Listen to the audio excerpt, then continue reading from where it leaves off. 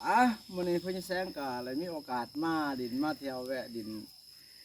สถานที่สำคัญก็คือปราสาทหินวัดผู้เป็นปุริยสถานและก็ทั้งเป็นวัตถุโบราณและก็เป็นทั้งมรดกโลกเบิ่งลายแกะสลักหินอ่อน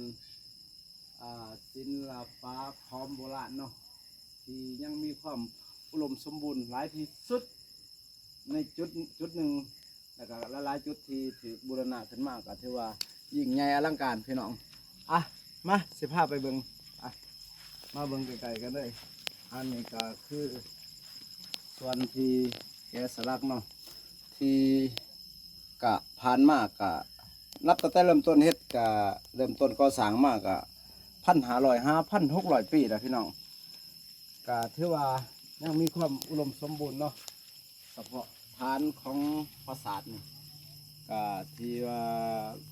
เพิ่นได้แกะสลักหินอ่อนนี่ก็ยังมีความสมบูรณ์แล้วก็ลวดลายที่ยังคงเส้นแล้วก็ความอุดมสมบูรณ์หลายพอสมควรแต่ภาคส่วนนี้อาจจะเป็นการบูรณะใหม่เนาะ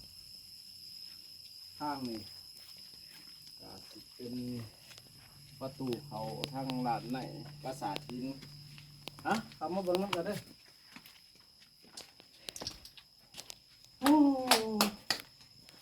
สุดยอดเลยพี่น้องห้องโถงทางในเป็นบอนที่นามาพักผ่อนอีกบอนหนึ่งพี่น้องวางอาจจะพาครอบครัวหมู่เพื่อนหรือว่าหมู่คณะมาพักผ่อน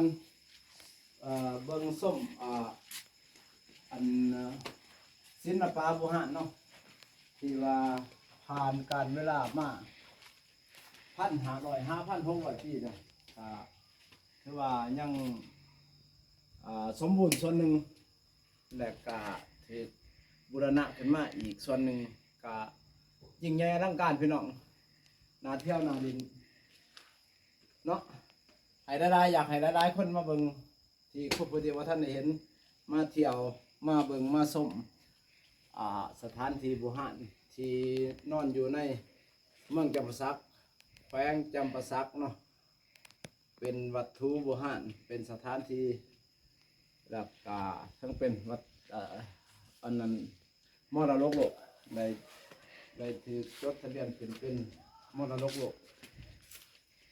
หลายปีแล้วไปจะแซงเขาไปเจอแล้วไปเบิ่งมันกันมางามเลยพี่น้อง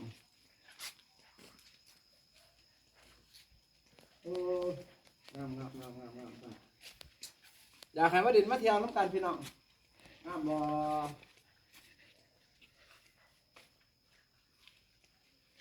คือหินอ่อน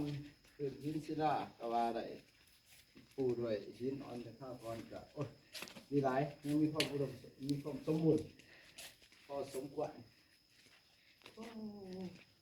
สุดยอดได้พี่น้องถ้าหากมีโอกาสก็อยากให้มาดินมาเที่ยวน้ำกันเนาะสำหรับคลิปนี้บายกัน